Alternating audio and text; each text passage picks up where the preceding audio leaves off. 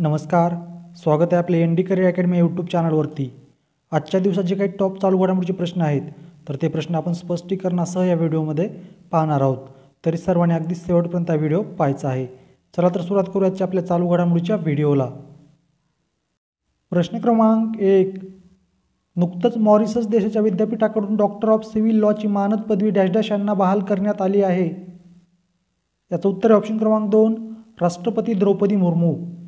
आपल्या देशाच्या 15व्या क्रमांकाच्या ज्या राष्ट्रपती आहेत सध्या द्रौपदी मुर्मू यांना मॉरिशस या देशाच्या विद्यापीठाकडून नुकतंच डॉक्टर ऑफ सिव्हिल लॉची मानद पदवी बहाल करण्यात आलेली आहे.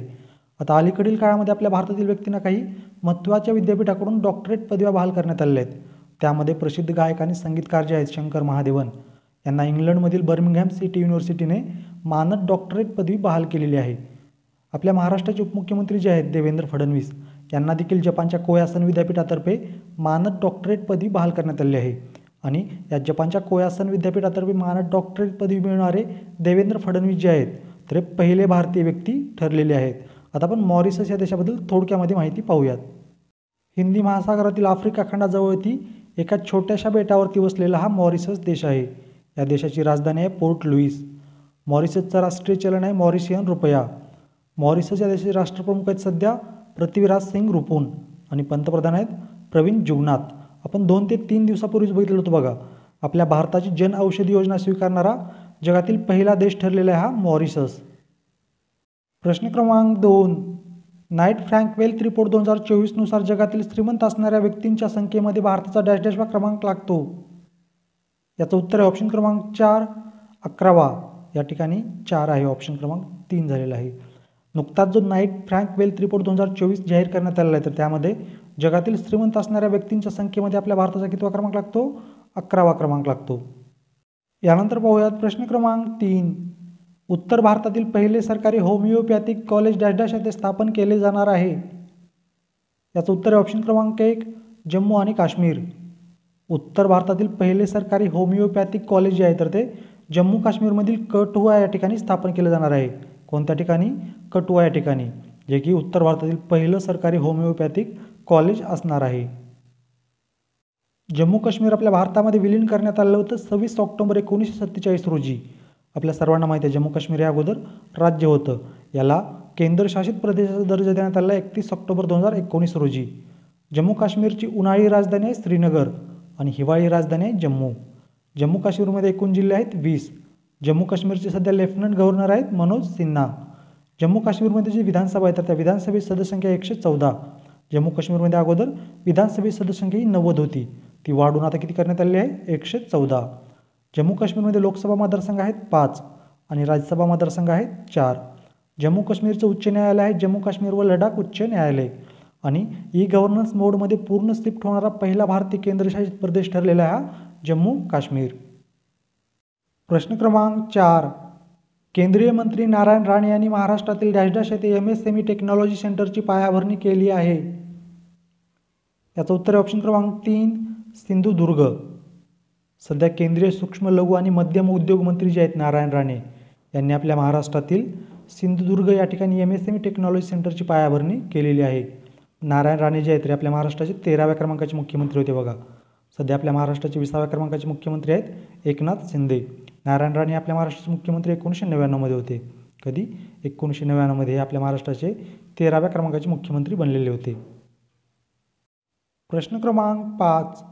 अहमदनगर शहराचे नामकरण डॅश डॅश असे करण्यास महाराष्ट्र मंत्रिमंडळाने मान्यता दिली आहे. याचं उत्तर आहे ऑप्शन क्रमांक 1 अहिल्यानगर. नुकतंच अहिल्यादेवी होळकर यांची 298व्या क्रमांकाची जयंती पार पडलेली आहे आणि त्या जयंतीचं औचित्य साधून आपल्या महाराष्ट्राचे मुख्यमंत्री एकनाथ शिंदे यांनी या अहमदनगर शहराचं नामकरण अहिल्यानगर असं करण्याची घोषणा केली होती आणि त्याच निर्णयाला आता नुकतंच महाराष्ट्र मंत्रिमंडळाने मान्यता दिलेली आहे. पुण्यश्लोक राजमाता अहिल्यादेवी होळकर यांचा जन्म जो आहे तर तो याच नगर जिल्ह्यातील चौंडा तालुक्यातील जामखेड या ठिकाणी झालेला होता. अहमदनगर हा जिल्हा आपल्या महाराष्ट्रातील क्षेत्रफळाने सर्वात मोठा जिल्हा आहे बघा. यावरती बऱ्याच पोलीस भरती परीक्षेमध्ये प्रश्न विचारण्यात आलेला आहे. आपल्या महाराष्ट्रातील क्षेत्रफळाच्या दृष्टिकोनातून सर्वात मोठा जिल्हा कोणता आहे तर हाच अहमदनगर जो आता अहिल्यानगर झालेला आहे. अहमदनगर जिल्ह्यामध्ये एकूण तालुके आहेत 14 तालुके असणारे आपल्या महाराष्ट्रात एकूण किती जिल्हे आहेत तर 4 जिल्हे आहेत बघा. एक म्हणजे अहमदनगर, त्यानंतर अमरावती, नागपूर आणि पुणे या 4ही जिल्ह्यामध्ये आपल्या महाराष्ट्रामध्ये आपल्याला 14 तालुके पाहायला मिळतात. याबरोबरच पुणे जिल्ह्यातील वेल्हे तालुक्याचं नाव देखील बदलण्यात आलेलं आहे बघा. आता वेल्हे तालुक्याचं नाव काय करण्यात आलेलं आहे तर राजगड. याला देखील आपल्या महाराष्ट्र राज्य सरकारने नुकतंच मान्यता दिलेली आहे. काही दिवसापूर्वी औरंगाबाद जिल्ह्याचं नामकरण करण्यात आलं आहे छत्रपती संभाजीनगर. उस्मानाबाद जिल्ह्याचं नामकरण करण्यात आलं आहे धाराशिव. आणि आता नुकतंच अहमदनगर जिल्ह्याचं नामकरण करण्यात आलं आहे अहिल्यानगर. याचबरोबर नवी मुंबईतील विमानतळाला दिबा पाटील यांचं नाव देण्यात आलेलं आहे. यानंतर पाहूयात प्रश्न क्रमांक 6. फेब्रुवारी 2024 महिन्यासाठी ICC player of the month पुरस्कार डॅश डॅश यांना देण्यात आला आहे. याचं उत्तर ऑप्शन क्रमांक 1 आणि 2. कारण ICC प्लेअर ऑफ द मंथचा जो पुरस्कार आहे तर तो 2 कॅटेगरीमध्ये दिला जातो. एक म्हणजे मेल कॅटेगरीमध्ये आणि दुसरा म्हणजे वुमन कॅटेगरीमध्ये. मग फेब्रुवारी 2024 या महिन्यासाठी ICC प्लेअर ऑफ द मंथचा जो पुरस्कार आहे तर तो आपल्या भारताच्या यशस्वी जयस्वाल आणि ऑस्ट्रेलियाच्या ॲनाबेल सदरलँड यांना देण्यात आलेला आहे. ICC म्हणजेच इंटरनॅशनल क्रिकेट काउन्सिल. याच ICC कडून जानेवारी 2021 या ICC player of the month पुरस्काराची सुरुवात करण्यात आलेली आहे. प्रत्येक महिन्यातील पुरुष आणि महिला खेळाडूंना त्यांच्या उत्कृष्ट प्रदर्शनासाठी हा पुरस्कार देण्यात येतो. कोणता? ICC player of the month पुरस्कार. पहिला ICC प्लेअर ऑफ द मंथचा जो पुरस्कार आहे तर तो आपल्या भारताच्या ऋषभ पंत यांना देण्यात आलेला होता जानेवारी 2021 आणि म्हणूनच ICC player of the month पुरस्कार मिळवणारे पहिले भारतीय खेळाडू ठरले आहेत Rishabh Pant. ICC player of the month पुरस्कार मिळवणारे यशस्वी जयस्वाल जे आहेत 7वे भारतीय खेळाडू ठरले आहेत.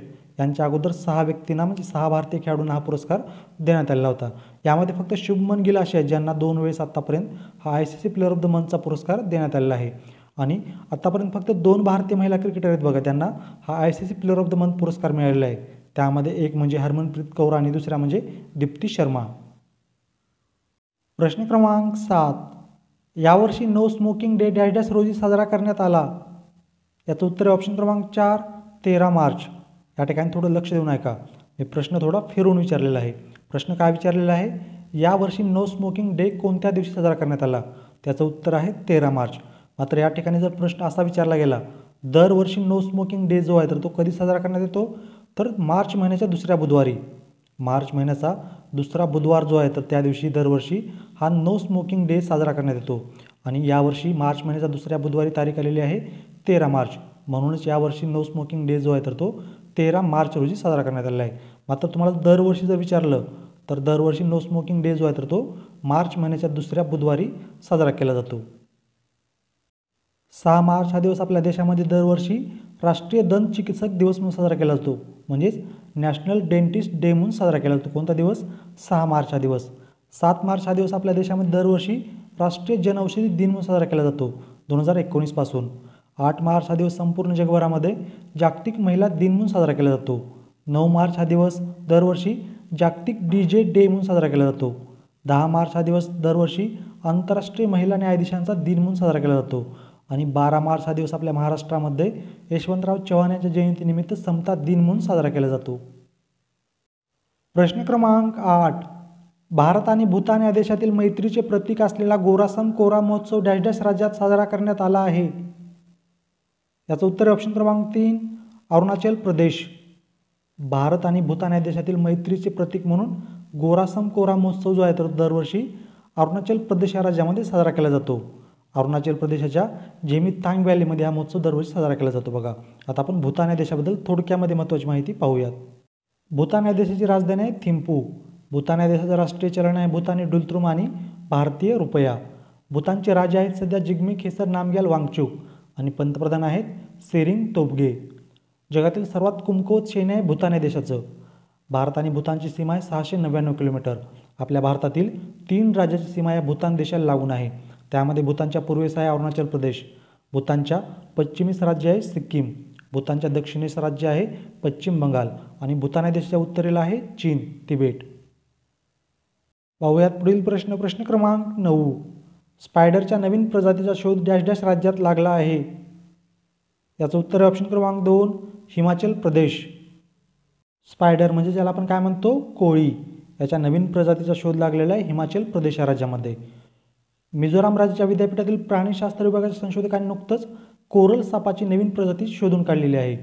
आणि ओडिसा या राज्यामध्ये नुकतंच सी स्लगची नवीन प्रजाती सापडली आहे. प्रश्न क्रमांक 10. दिल्ली ग्रामोद्योग अभियान प्रकल्पाचे उद्घाटन डॅश डॅश यांनी केले आहे? याचं उत्तर आहे ऑप्शन क्रमांक 3 अमित शहा. केंद्रीय गृह आणि सहकार मंत्री जे आहेत सध्या अमित शहा यांनी दिल्ली ग्रामोद्योग अभियान प्रकल्पाचं उद्घाटन केलेलं आहे. आणि आपल्या देशाचे पंतप्रधान जे आहेत नरेंद्र मोदी यांनी देखील गुजरातमधील साबरमती या ठिकाणी कोचरब आश्रमाचं उद्घाटन केलेलं आहे बघा नुकतंच.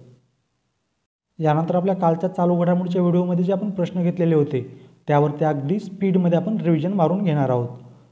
राष्ट्रीय अनुसूचित जाती आयोगाच्या अध्यक्षपदी नियुक्ती करण्यात आलेली आहे किशोर मकवाना यांची. इरास्मस पुरस्कार 2024 देण्यात आलेला आहे आपल्या भारताच्या अमिताभ घोष यांना. यशवंतराव चव्हाण राष्ट्रीय पुरस्कार 2023 जाहीर करण्यात आलेला आहे डॉक्टर सौम्या स्वामीनाथन यांना. द प्रिझकर आर्किटेक्चर पुरस्कार 2024 देण्यात आलेला आहे जपानच्या रिकेन यामामोटा यांना. महाराष्ट्र राज्यामध्ये विकसित करण्यात येणाऱ्या नवीन ग्रीनफील्ड राष्ट्रीय महामार्गाची लांबी आहे 230 किलोमीटर. पंतप्रधान नरेंद्र मोदी यांनी आसाम राज्यामध्ये स्टॅच्यू ऑफ वेल्लोरचं अनावरण केलेलं आहे. हा जो स्टॅच्यू ऑफ वेल्लोर आहे तर तो आसामच्या ओहम राजघराण्यातील प्रसिद्ध सेनापती लचित बोरफुकन यांचा आहे. 2024च्या 96व्या ऑस्कर पुरस्कार सोहळ्यामध्ये सर्वोत्कृष्ट चित्रपटाचा पुरस्कार देण्यात आलेला आहे ओपन हायमर या चित्रपटाला. या चित्रपटाने या पुरस्कार सोहळ्यामध्ये एकूण 7 पुरस्कार पटकावलेले आहेत. हरियाणा राज्याचे नवीन 11व्या क्रमांकाचे मुख्यमंत्री बनलेले आहेत नायब सिंग सैनी. भारताचे बॅडमिंटनपटू चिराग शेट्टी आणि सात्विक साईराज रंकारेड्डी यांनी फ्रेंच ओपन बॅडमिंटन स्पर्धेचं विजेतेपद दुसऱ्यांदा पटकावलेलं आहे.